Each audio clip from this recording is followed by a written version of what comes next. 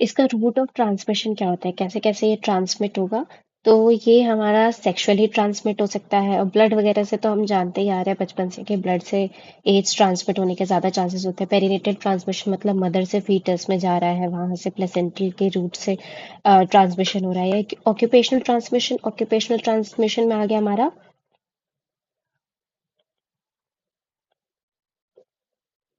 Needle stick injury, जो हमको देखने को मिलती है हॉस्पिटल एक्वायर्ड इन्फेक्शंस के अंदर। और भी जो बॉडी के फ्लूइड्स है उससे भी ट्रांसमिशन हो सकता है, जैसे कि सीमन, यूरिन एक्सेट्रा।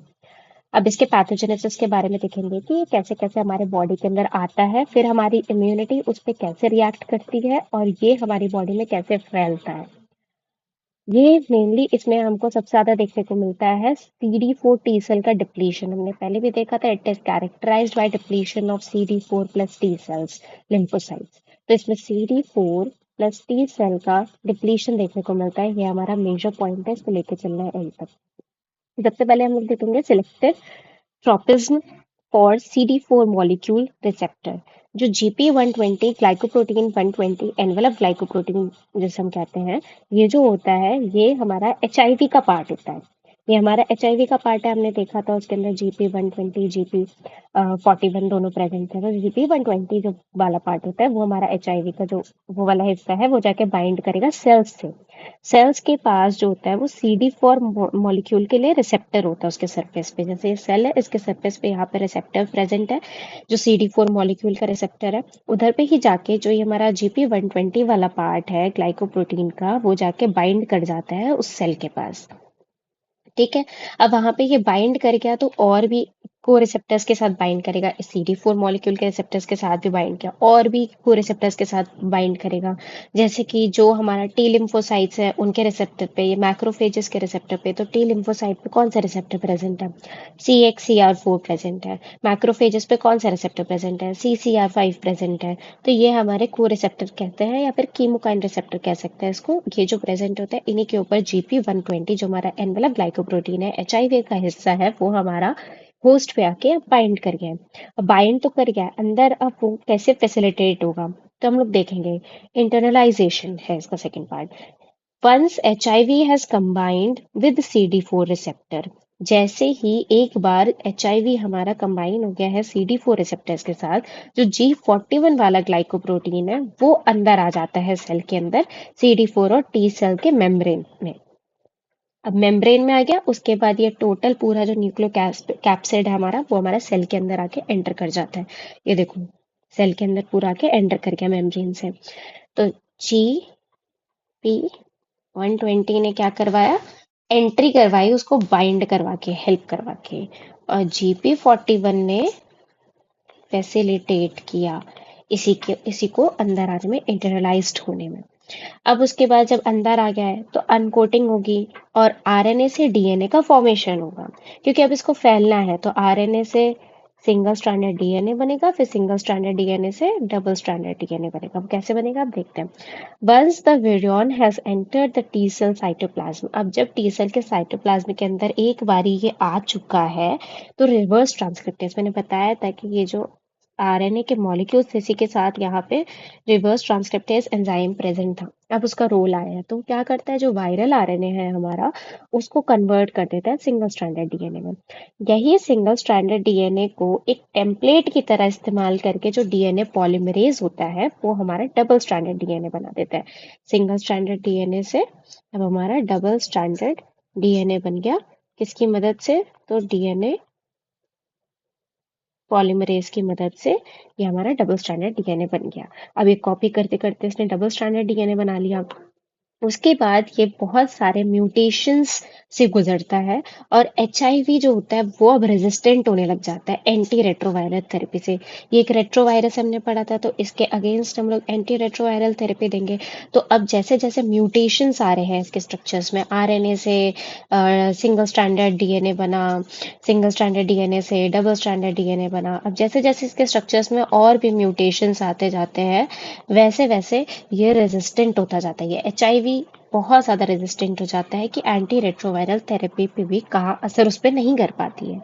अब वायरल इंटीग्रेशन, तो वायरल इंटीग्रेशन क्या है? अब आ गया अंदर इंटरनलाइज्ड भी हो गया, म्यूटेशंस भी आ गए, डीएनए भी बन गया। अब जो ये डीएनए है, ये पहले जो होता है वायरल डीएनए जो बना है हमारा, वो इनिशियली अनइंटीग्रेटेड होता है, आपस में इंटीग्रेटेड नहीं होता है। अब बाद में ये इसे इंटीग्रेशन होगा इसका, तो later it will undergo integration with the help of integrase protein. जो वायरल इंटीग्रेस प्रोटीन है वो वायरल डीएनए के अंदर जाएंगे, इंटीग्रेट करवाएंगे होस्ट सेल डीएनए के अंदर। होस्ट सेल का जो डीएनए है उसको इंटीग्रेट करा देंगे, जो वायरल इंटीग्रेस प्रोटीन है वो। फिर वायरल रेप्लिकेशन हमको देखने को मिलता है, जो ये वायरस हमारे बॉडी के अंदर गया है अब वो रेप्लिकेट भी होगा। तो रेप्लिकेट कैसे होगा? मल्टीप्लिकेशन होगा any viral particles is further facilitated bye release of cytokines from T helper cells. जो ये CD4+ टी सेल्स थे, टी हेल्पर सेल्स थे, यही हमारा इसका वायरल रेप्लिकेशन करवाएंगे।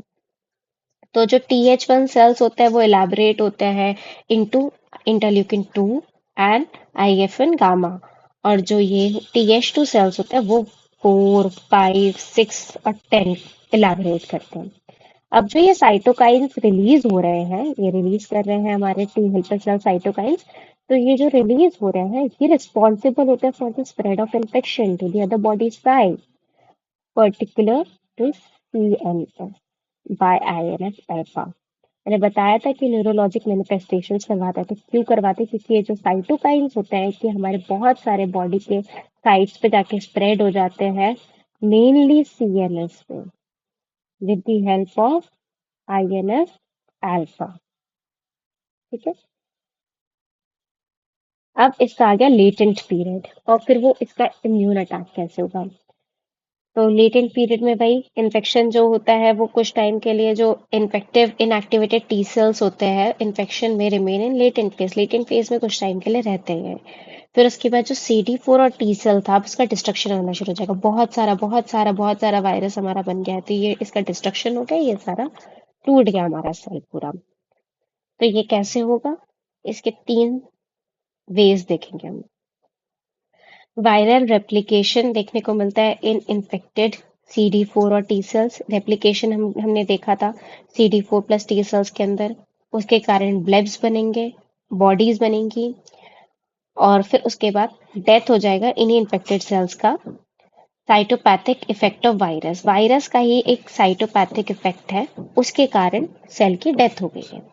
दूसरा क्या होगा कि इसमें तो रेप्लिकेशन होता है, इसमें एक्टिवेशन होगा अनइन्फेक्टेड CD4+ टी सेल्स का। जो CD4 टी सेल्स हमारे अनइन्फेक्टेड है, मतलब ये जो अनइन्फेक्टेड है और ये जो इन्फेक्टेड है जिसके अंदर फैल रहा है, ये अपना एक्टिवेशन करवा के एक्टिवेशन इंड्यूस्ड सेल डेथ करवा देंगे, जिसको हम लोग कहते हैं program cell death, which is called as apoptosis. ठीक है। तो activation of uninfected CD4+ T cells, activation हुआ CD4+ टी सेल्स का, ब्लेब्स फॉर्मेशन हो रहा है। ये डायग्राम तो देखो तीनों में कॉमन है। ब्लेब्स फॉर्मेशन हुआ, एपोप्टोटिक बॉडीज निकली, cell induced T CD4+ T cell induced cell death हो गया, जिसको हमने एपोप्टोसिस कह दिया। तीसरा क्या है? अब इसमें हो गया एपोप्टोसिस से इसकी डेथ हो गई। अब हम तीसरे में देखेंगे कि जो हमारा इन्फेक्टेड सेल्स हैं उन्हीं पे क्या होता है, जो इन्फेक्टेड CD4 और टी सेल्स है उसी पे HIV पेप्टाइड्स जो है वो एक्सप्रेस होना शुरू हो जाते हैं। तो HIV पेप्टाइड्स जो है वो जाके एक्सप्रेस होना शुरू कर देते हैं। तो कहाँ पे एक्सप्रेस होंगे? तो HIV स्पेसिफिक CTL, CTL क्या है? Cytotoxic T lymphocytes, cytotoxic T lymphocytes, cytotoxic T lymphocytes है ये हमारा। ये जाके आगे क्या करवाएगा? जो हमारा इन्फेक्टेड सेल्स है वो मर जाएगा by the virus specific cytotoxic T lymphocytes. ये हो गया हमारा CD4 टी सेल का डिस्ट्रक्शन। अब जो वायरस के पार्टिकल्स हैं वो रेप्लिकेट होते हैं CD4 और टी सेल्स के अंदर, starts forming bud from the cell wall of the host cell. देखा हमने वो सेल से पार्ट्स बनाना शुरू किया। These particles detach from the infected host cells. गई एपोप्टोसिस, पढ़ते आ रहे हैं फर्स्ट ईयर से। एपोप्टोसिस सेल है, ब्लेब्स बनाया सेल ने, एपोप्टोटिक बॉडी अलग हो गई, डिटैच हो गई, डेथ हो गया फिर होस्ट का CD4 प्लस टी सेल्स का बाय एपोप्टोसिस या फिर नेक्रोसिस से भी होता है। फिर उसके बाद वायरल डिसेमिनेशन, अब वायरस फैलेगा, वायरीनिया करवाएगा। Release of viral particles from the infected host cell spreads infection and produce viremia. अब जो हमारा सेल था उससे वायरस सेल टूट गया है, पूरा वायरस पूरा बाहर बाहर बाहर बाहर फैला है। ये ब्लड स्ट्रीम के थ्रू हमारे पूरे बॉडी में जाएगा और हर डिफरेंट पार्ट में जाके फैल जाएगा, विल कॉज वायरेमिया। वायरेमिया करवा दिया। अब सर्कुलेशन के थ्रू ये जो वायरस है इसको एंट्री मिल जाती है लिम्फोइड के टिश्यूज में। लिम्फोइड टिश्यूज मतलब लिम्फ में चला गया या स्प्लीन में चला गया, वहां पे जाके इसको एंट्री मिल गई। ये रहा हमारा CD4 प्लस टी सेल है, ये हमारा वायरस है, ये हमारा डेंड्राइटिक सेल है, ये ड्रेन हुआ to lymph nodes and spleen और यहाँ पे हमारा कॉज करवा दिया viraemia. Impact of HIV infection on other immune cells. अब जब उस पे मैनिफेस्टेशंस आई तो और भी जगह पे मैनिफेस्टेशंस हमको देखने को मिलती है। यहाँ तक हमारा इसका पैथोलॉजी खत्म है। यहाँ पे अब वो क्या क्या करवा रहा है वो हम देखेंगे 2 पॉइंट में, फिर ये इसका पैथोजेनेसिस पूरा खत्म हो जाएगा। तो इम्पैक्ट ऑफ HIV इन्फेक्शन और अदर इम्यून सेल्स, तो जो और सेल्स इम्यून सिस्टम के जैसे मोनोसाइट्स मैक्रोफेजेस उस पे भी हमको असर देखने को मिलता है। हमने देखा था मैक्रोफेज पे और टी लिम्फोसाइट पे, टी सेल्स पे जो रिसेप्टर्स थे कीमोकाइन, टी लिम्फोसाइट्स मैक्रोफेजेस, इस पे भी जाके वो बाइंड करेगा को रिसेप्टर्स कीमोकाइन रिसेप्टर्स। फिर नॉन इन्फेक्टेड लिम्फोइड सेल्स है उस पे भी अपना असर दिखाता है। B cells, N K cells, CD8 plus T cells, इस पे क्या क्या करवाएगा वो हम आगे देखेंगे इसके क्लिनिकल फैक्टर्स में। फिर उसके बाद HIV infection of nervous system, मैंने बोला था कि न्यूरोलॉजिकल इन्वॉल्वमेंट होती है CNS में, क्योंकि जो कीमोकाइन रिसेप्टर्स रिलीज होते हैं वो CNS में जाके रीच करते हैं, किससे? INF अल्फा से। तो हमको न्यूरोलॉजिकल इन्वॉल्वमेंट देखने को मिलती है। तो 75 to 90% of AIDS patient demonstrate some form of the neurological involvement. 75 से 90% लोगों में हमको देखने को मिलेगा एड्स के पेशेंट में न्यूरोलॉजिकल इन्वॉल्वमेंट। अब इसका क्या क्या हमको इसमें मेनली क्या क्या देखने को मिला, तो टी सेल में क्या क्या एबनॉर्मेलिटीज आई। टी सेल तो हमारा मेनली इफेक्ट हो रहा है, उसमें क्या क्या हमको देखने को मिला। लिम्फोपेनिया देखने को मिलेगा, ऑब्वियसली लिम्फोसाइट्स कम हो रहा है तो लिम्फोपेनिया देखने को मिलेगा। CD4 प्लस टी सेल का डिप्लीशन हो रहा है देखने को मिलेगा। CD8 प्लस टी सेल्स का लिम्फोसाइटोसिस देखने को मिलेगा।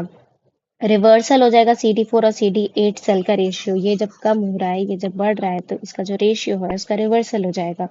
Decrease production of cytokines by CD4 plus T cells, जो साइटोकाइंस हमारे CD4 प्लस टी सेल्स ही कम हो गए हैं उसका प्रोडक्शन भी कम होगा, क्योंकि ये ऑलरेडी बहुत सारा साइटोकाइन रिलीज करके है। अब उसके पास ना साइटोकाइन ज्यादा बचे हैं ना CD4 प्लस टी सेल ज्यादा बचे हैं, तो वो भी डिक्रीज हो जाएगा। बी सेल के एबनॉर्मलिटीज देखेंगे तो ये कोई डायरेक्ट वायरल डैमेज नहीं करता है, पर इसके अंदर हमको डिक्रीज इम्यूनोग्लोबुलिन प्रोडक्शन देखने को मिलता है। पॉलीक्लोनल एक्टिवेशन देखने को मिलेगा। हाइपर गामा ग्लोबुलिनेमिया देखने को मिलेगा। N K sales natural killer cells की एबनॉर्मलिटीज क्या है, इसमें भी कोई डायरेक्ट वायरल डैमेज देखने को नहीं मिलता है। इसका नंबर भी कम हो जाएगा, इसकी साइटोटॉक्सिसिटी भी कम हो जाएगी। मोनोसाइट मैक्रोफेजेस के सेल एबनॉर्मलिटीज में हमको क्या देखने को मिलेगा, तो उसमें कोई डिस्ट्रक्शन देखने को नहीं मिलेगा, पर इसकी जो साइटोटॉक्सिसिटी है इसकी तरह कम हो जाएगी। कीमोटैक्सिस भी कम हो जाएगा। अब we'll talk about its laboratory diagnosis।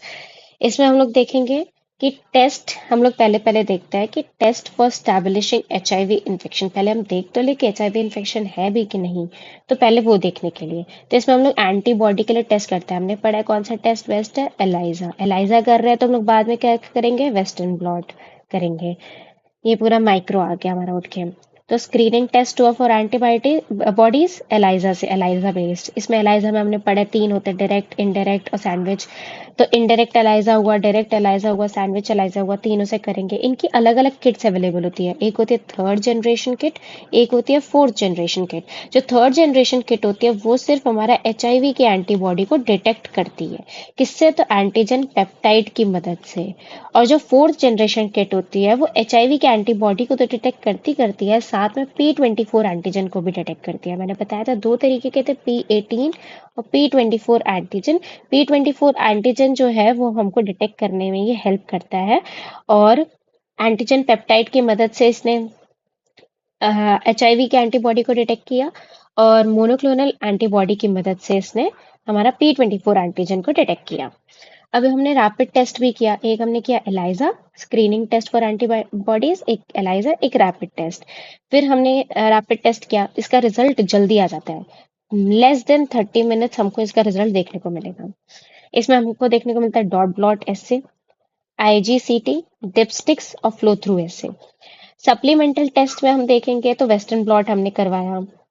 इसमें जो हमारे एंटीबॉडी की जो फ्रेगमेंट्स होती हैं, एंटीजन की फ्रेगमेंट्स होती हैं HIV की, उसके अगेंस्ट बनने वाली एंटीबॉडीज को हम लोग डिटेक्ट करते हैं।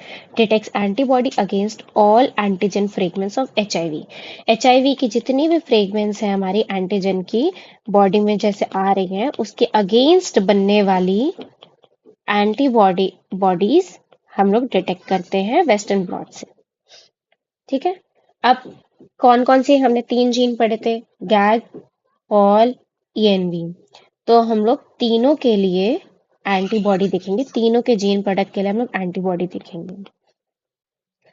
फिर उसके बाद यही जो एंटीजन एंटीबॉडी का कॉम्प्लेक्स बनेगा, ये नाइट्रोसेलुलस मेम्ब्रेन होती है, इसके ऊपर बैंड्स फॉर्मेशन हमको देखने को मिलता है। और हमको उसी में बैंड फॉर्मेशन देखने को मिलेगा। इसके बारे में माइक्रो में भी लिखा है कि नाइट्रोसेलुलस मेम्ब्रेन में हम लोग देखते हैं तो कितनी बैंड फॉर्मेशन मिनिमम होनी चाहिए कि हमको ये कंफर्म हो जाए। बट पैथोलॉजी में हम लोग मेनली इसके पैथोजेनेसिस पे फोकस करेंगे। लेबोरेटरी डायग्नोसिस साथ में आ जाता है 5 नंबर का, इसलिए एक्सप्लेन कर दिया। डायरेक्ट डिटेक्शन कर सकता है फिर हम लोग HIV की या कंफर्मेटरी टेस्ट। हमने पहले क्या किया था, स्टैब्लिश किया था HIV इन्फेक्शन का टेस्ट हमने देखा था फॉर स्टैब्लिशिंग HIV इन्फेक्शन। अब स्टैब्लिश हो गया है कि HIV है, उसका डायरेक्ट डिटेक्शन कर लेंगे या तो कंफर्मेशन कर लेंगे। जो P24 एंटीजन था, जो हम लोग फोर्थ जनरेशन से ही देख पा रहे थे किट से, यह एंटीजन डिटेक्टेबल हो जाता है 12 से 26 दिन के अंदर इन्फेक्शन के। आज इन्फेक्शन हुआ, 12 से 26 दिन के अंदर ये हमारा डिटेक्टेबल हो जाता है। P24 antigen detected by fourth generation ELISA kit हमने देखा। अब हम बात करेंगे इसके इम्पोर्टेंस की। तो P24 एंटीजन डिटेक्शन का इम्पोर्टेंस क्या है? तो इसका इम्पोर्टेंस है कि कंफर्म कर देगा सबसे पहले तो HIV को, उसके बाद डायग्नोसिस में हेल्प करेगा HIV की इन दी विंडो पीरियड, और फिर उसके बाद मॉनिटर करने में भी मदद करेगा कि डिजीज कैसे कैसे कैसे कैसे प्रोग्रेस कर रहा है, कैसे कैसे बढ़ रहा है उसको। वायरल RNA डिटेक्शन या HIV RNA ऐसे कहते हैं, ये गोल्ड स्टैंडर्ड टेस्ट है हमारा। पॉल और ENV जीन्स जो हैं वो हमारे टारगेट जीन्स रहते हैं इस पर डिटेक्ट होने के लिए, जो कि डिटेक्ट होते हैं किससे? तो RT-PCR, real time PCR, branch DNA से जितने याद रहे उतने। सबसे ज्यादा सेंसिटिव और स्पेसिफिक टेस्ट होता है ये। डायग्नोसिस हो सकता है इसका विंडो पीरियड में, इसलिए ये यूजफुल है। फिर और भी होते हैं, कल्चर ऑफ HIV, NA-PCR, ये उतना इंपॉर्टेंट नहीं है बस।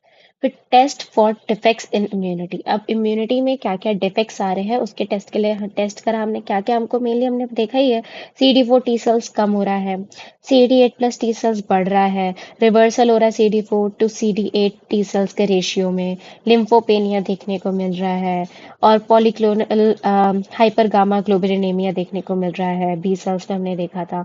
फिर उसके बाद platelet count revealing thrombocytopenia is seen. Test for detection of opportunistic infections and secondary tumours. मैंने कहा था कि इसके साथ साथ अपॉर्चुनिटिक इन्फेक्शंस भी एसोसिएटेड होते हैं। तो उसके लिए हम लोग कौन कौन से टेस्ट करवाएंगे? या तो वील गो फॉर बायोप्सी और FNAC, which is exfoliative cytology. ये दो टेस्ट से हम लोग इसको देख सकते हैं। This topic ends here. बाकी नेक्स्ट टॉपिक हम नेक्स्ट क्लास में डिस्कस करेंगे।